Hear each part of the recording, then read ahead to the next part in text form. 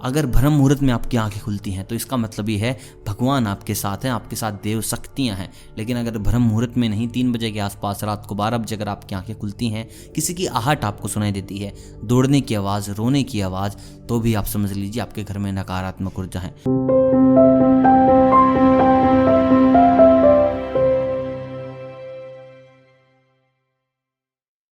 दोस्तों आज इस वीडियो में हम बात करेंगे कि हमारे घर हम नकारात्मक ऊर्जा को आने से कैसे रोकें, यानी कि भूत प्रेत पिशाच आने से कैसे रोकें। हर घर में नकारात्मक ऊर्जा भी होती है, सकारात्मक भी ऊर्जा भी होती है।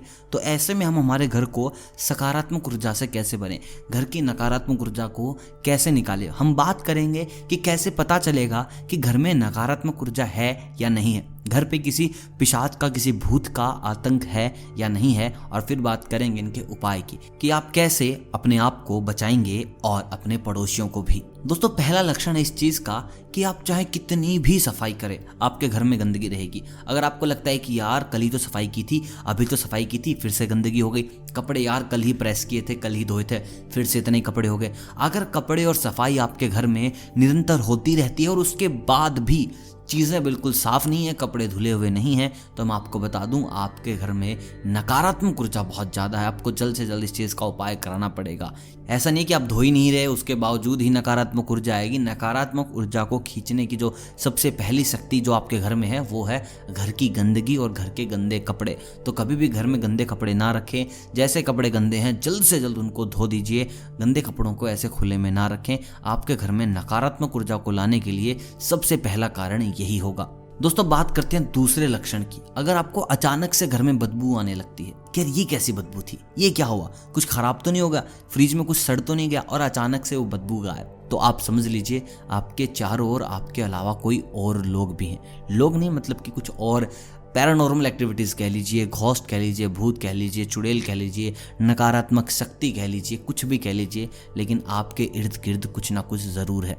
दोस्तों अगर आपकी अचानक से नींद टूट जाती है और आपको लगे कि यार शिट, किसी ने जगाया तो नहीं है, शायद मैं अभी क्यों जग गया, और वो नींद भी आपकी टूट रही है दोपहर में 12 बजे, अगर आप दिन में सो रहे हैं आपकी वो नींद टूट रही है रात को 12 बजे के आसपास, 3 बजे के आसपास, तो आप समझ लीजिए आपके घर में नेगेटिव एनर्जी घुस चुकी है। आपको जल्द से जल्द उस चीज़ का इलाज करवाना होगा। देखिए अगर ब्रह्म मुहूर्त में आपकी आंखें खुलती हैं तो इसका मतलब ये है भगवान आपके साथ हैं, आपके साथ देव शक्तियां हैं। लेकिन अगर ब्रह्म मुहूर्त में नहीं, 3 बजे के आसपास, रात को 12 बजे अगर आपकी आंखें खुलती हैं, किसी की आहट आपको सुनाई देती है, दौड़ने की आवाज़, रोने की आवाज़, तो भी आप समझ लीजिए आपके घर में नकारात्मक ऊर्जा है।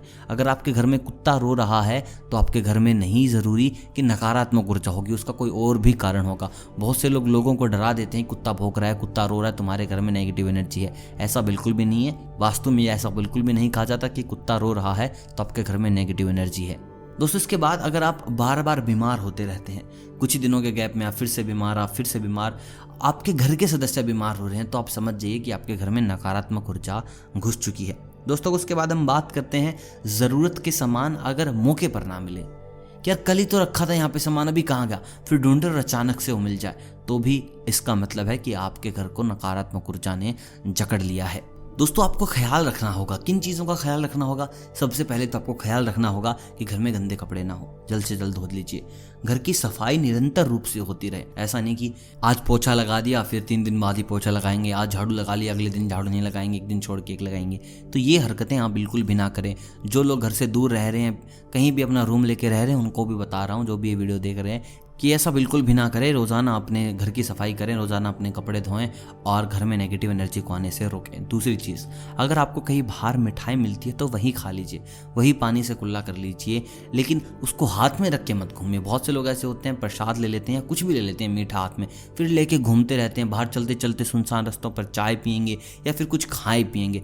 तो ऐसा करना भी नेगेटिव एनर्जी को बुलाना होगा। तो आप ऐसी हरकतें भी बिल्कुल ना करें जहाँ पर आप सुनसान रास्तों पर कुछ खाते चल रहे हैं या आपके हाथ में कुछ मीठा है या आप कहीं से मीठा खाकर चले हैं, तो इन हरकतों पर आपको लगाम लगानी होगी। दोस्तों सेकंड हैंड कोई सामान ना खरीदे। देखिए बिल्कुल किसी को अंदाजा नहीं है कि सामने वाला जो आपको सामान दे रहा है वो कैसा इंसान है, उसके ऊपर कैसी ऊर्जाएं काम कर रही हैं, वो नेगेटिव इंसान है, पॉजिटिव इंसान है, वो जैसा भी इंसान है वही चीज़ आपके पास आ जाएगी। अगर वो नेगेटिव इंसान, नकारात्मक ऊर्जाओं ने उनको घेर रखा है तो सामान के साथ वो नकारात्मक ऊर्जा भी आपके पास आ जाएंगी।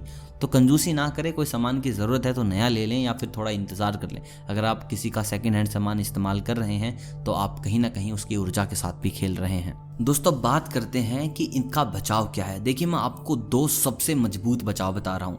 इनमें से अगर आप एक भी कर लेते हैं तो आपके घर में नकारात्मक ऊर्जा बिल्कुल भी नहीं आएगी। पहली चीज़, आप जब घर में पोछा लगाएं तो पोछे के पानी में समुद्री नमक ज़रूर डाल लें। अगर आपने समुद्री नमक डाला है तो वो आपके घर की जितनी भी नेगेटिव एनर्जी होगी, जो भी नकारात्मक ऊर्जा होगी, उसको खींच लेगा, निकाल देगा, घर से बाहर फेंक देगा। दूसरी चीज़, इस पर आपको बहुत ज़्यादा ध्यान देना है, जब भी आप पूजा पाठ करें, जब भी आप भगवान को भोग लगाएं, घंटी ज़रूर बजाएं। और अगर आप चाहते हैं कि आपको ज़्यादा बेनिफिट मिले, घर से बिल्कुल नकारात्मक ऊर्जा गायब हो जाए, चली जाए, तो आप पूरे घर में घंटी बजाएं।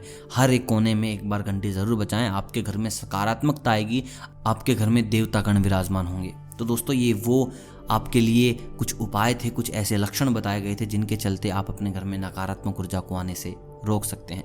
बाकी अगर आप चाहते हैं कि मेरे पास सकारात्मक ऊर्जा आए तो उसके लिए आपको इस वीडियो को करना होगा लाइक, और मुझे कमेंट करके बताएं कि आपको कभी नकारात्मक ऊर्जा को फेस करने का चांस मिला है, नहीं मिला है, कभी ऐसा हुआ है, नहीं हुआ है, और आपकी गलती क्या थी वहाँ, किन कारणों से आपको नकारात्मक ऊर्जा को झेलना पड़ा। बाकी वास्तु की वीडियोज़ के लिए मैं आता रहूँगा और मिलते हैं बहुत जल्द किसी नई वास्तु की दुनिया में आपको ले जाने के लिए। तब तक आप सभी को अलविदा।